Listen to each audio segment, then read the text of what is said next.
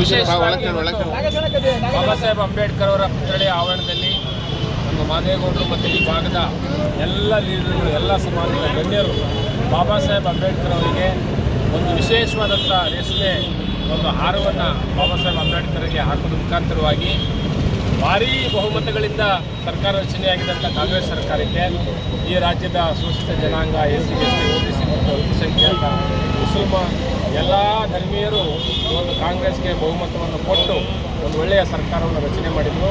3 ವರ್ಷಗಳ ಸರ್ಕಾರ ಸುದೀರ್ಘವಾಗಿ ನಡೆದು ಈಗ ಸನ್ಮಾನ್ಯ ಸಿದ್ದರಾಮಯ್ಯನವರು ರಾಜೀನಾಮೆ ನಂತರ DK ಶಿವಕುಮಾರ್ ಅವರು ನಮ್ಮ ರಾಜ್ಯದ ಮುಖ್ಯಮಂತ್ರಿ ಆಗಿದ್ದಾರೆ.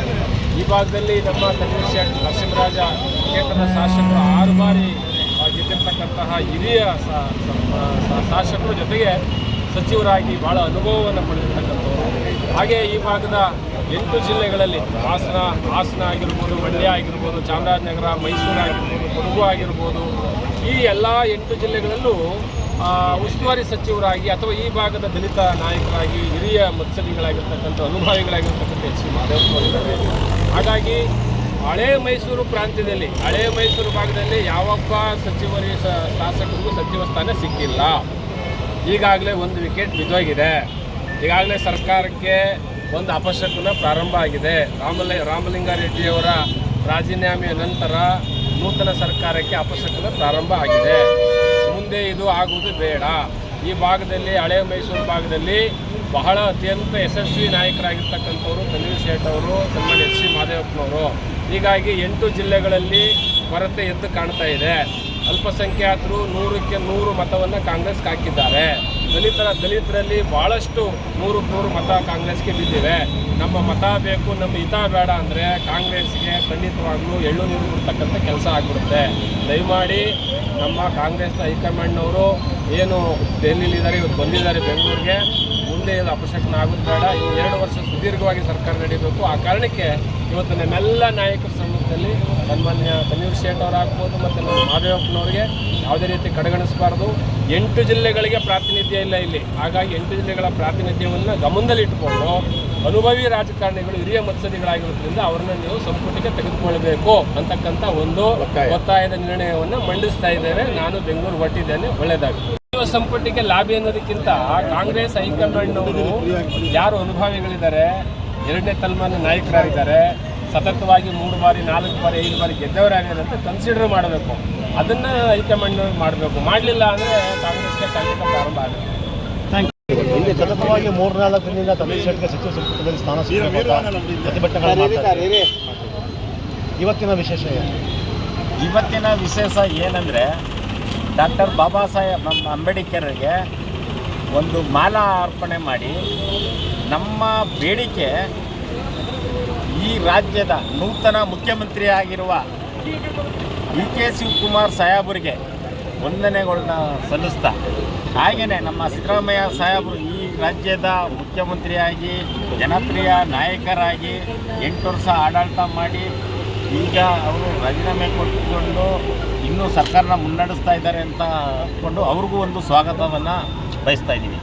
ಹಾಗೆಯೇ ಯತೀಂದ್ರ ಸಿದ್ದರಾಮಯ್ಯ ಸಾಹೇಬರು ಇವತ್ತು ಮಂತ್ರಿ ಆಗಿದ್ದಾರೆ, ಅವ್ರಿಗೂ ಹಾಗೆ ಸ್ವಾಗತವನ್ನು ಕೋರ್ತಾ ಇದ್ದೀವಿ. ಹಾಗೆ ಮತ್ತೊಬ್ಬರು ನಮ್ಮ SC ಮಾದೇವಪ್ಪ ಸಾಹೇಬರು ಇಲ್ಲಿ ಗಂಟ ಈ ರಾಜ್ಯದ ಮುಖ್ಯಮಂತ್ರಿಯಾಗಿ, ಮೈಸೂರು ಉಸ್ತುವಾರಿಯಾಗಿ ಇಲ್ಲಿ ಗಂಟ ಅವರನ್ನು ಎಲ್ಲ ಜನಾಂಗನ ಒಟ್ಟು ತಗೊಂಡು ಹೋಗಿ ಅವರು ಇವತ್ತು ಎಲ್ಲರೂ ಒಮ್ಮತದಿಂದ ಮಾಡ್ಕೊಂಡು ಬಂದಿರೋದ ಈ ಸರ್ಕಾರದಿಂದ ಅವ್ರಿಗೂ ಸ್ವಾಗತವನ್ನು ಬಯಸ್ತಾ ಇದ್ದೀವಿ.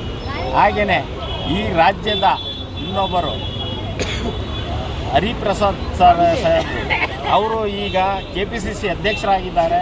ಅವರು ಇನ್ನು ಮುಂದೆ ಎಲ್ಲ ಕಾರ್ಯಕರ್ತರು DK ಶಿವಕುಮಾರ್ ಸಾಹೇಬ್ರಾಗ್ಬೋದು, ಸಿದ್ದರಾಮಯ್ಯ ಸಾಹೇಬ್ರಾಗ್ಬೋದು, ಇಲ್ಲಿ ಗಂಟ ಯಾವ ಥರ ಒಂದುಗೂಡಿಸ್ಕೊಂಡು ಈ ಸರ್ಕಾರನ ಮುನ್ನಡೆಸ್ಕೊಂಡು ಬಂದರು, ಅದೇ ಥರ ಅವರು ಮುಂದೆ ಎಲ್ಲ ಕಾರ್ಯಕರ್ತರನ್ನ ಸಂಘಟನೆ ಮಾಡಿಕೊಂಡು ಅವರೂ ಮುಂದಿನ ಸರ್ಕಾರ 28ಕ್ಕೆ ಬರೋಕ್ಕೆ ಅವರು ಕೈ ಜೋಡಿಸ್ತಾರೆ ಎಲ್ಲ ಕಾರ್ಯಕರ್ತರ ಜೊತೆಗೆ ಅಂತೇಳಿ ಅವ್ರಿಗೂ ಸ್ವಾಗತವನ್ನು ಕೋರ್ತಾ ಇದ್ದೀವಿ.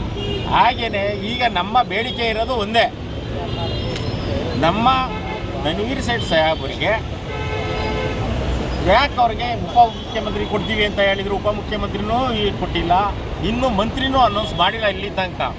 ಆದರೆ ಅವ್ರನ್ನ ಮಂತ್ರಿ ಮಾಡೋ ತನಕ ನಮ್ಮ ಹೋರಾಟ ನಿಲ್ಲಲ್ಲ, ನಡೀತಾನೇ ಇರ್ತದೆ.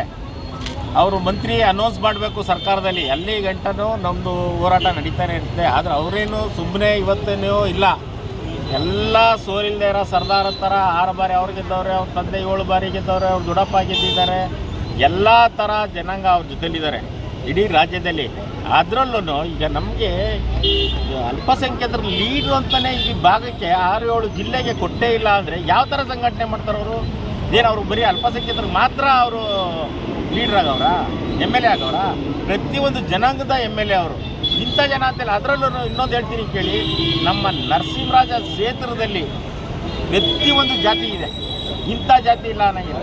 ಅಷ್ಟು ಜಾತಿನ ಒಂದುಗೂಡಿಸ್ಕೊಂಡು ಅವರು ಇವತ್ತು ಸರ್ಕಾರದಲ್ಲಿ ಎಮ್ ಎಲ್ ಎ ಆಗಿ ಸೋಲಿಲ್ಲ ಸರ್ದಾರ್ ಥರ ಹೆಚ್ಚಿನ ಮತದಲ್ಲಿ ಗೆದ್ಕೊ ಬರ್ತಾ ಇದ್ದಾರೆ ಅಂದರೆ ಸುಮ್ಮನೆ ಏನಲ್ಲ.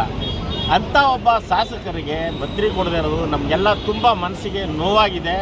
ಅದರಿಂದ ನಾವೆಲ್ಲ ಒಮ್ಮತದಿಂದ ಎಲ್ಲ ಥರದ ನಿಭಾಯಿಸ್ಕೊಂಡ್ಬಂದಾರೆ. 2 ಬಾರಿ ಮಂತ್ರಿ ಆದಾಗಲೂ ಸುಧಾ ಅವ್ರು ಯಾವುದೇ ಒಂದು ಕಪ್ಚುಕ್ಕಿ ಇಲ್ಲದಂಗೆ ನಿಭಾಯಿಸಿದ್ದಾರೆ.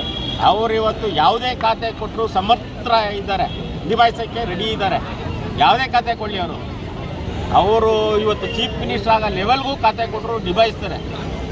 ಅದನ್ನು ನಿಭಾಯಿಸೋ ಕೆಪಾಸಿಟಿ ಇಲ್ಲ ಅಂತ ನಮ್ಮ ತನ್ವೀರ್ ಸೇಠ್ ಅವ್ರಿಗೆ, ಸಾಹೇಬ್ರಿಗೆ, ಅವ್ರಿಗೆ ಮಂತ್ರಿ ಕೊಡಲೇಬೇಕು ಅಂತ ನಮ್ಮೆಲ್ಲ ಜನಾಂಗ ಇವತ್ತು ಏನು ಸೇರಿದ್ದೀವಿ ಎಲ್ಲ ಜನಾಂಗದ ಒತ್ತಾಯ ಮೇರೆಗೆ ನಾವು ಕೇಳ್ತಾ ಇದ್ದೀವಿ.